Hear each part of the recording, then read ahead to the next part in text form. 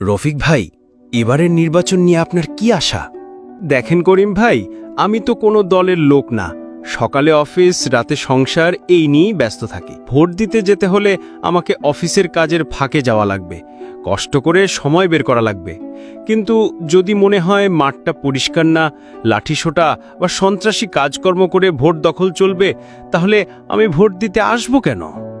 ঠিক কইছেন ভাই, এত বছর তো আমরা একটা সুষ্ঠু নির্বাচনের দেখা পাইনি। কিন্তু এবার তো ডক্টর ইউনূস সরকার কইছে সেনাবাহিনী ভোট কেন্দ্রের দায়িত্ব নেবে, তাইলে তো কেউ জোর করে ব্যালট ছিনিয়ে নিতে পারবো না, তাই না ভাই? হ্যাঁ, সেনাবাহিনী থাকলে ভয় অনেকটাই কমে যায়। তখন আমার ভোট আমিই দিতে পারবো, আর কেউ তা চুরি করতে পারবে না। আর সেই সময় আমি অফিসের ব্যস্ততা ফেলে হলেও ভোট দিতে আসব। মানে এবার জনগণ আসলেই নিজের ভোট নিজেই দিতে পারবো, আর সেনাবাহিনী থাকবে আমাদের পাহারায়।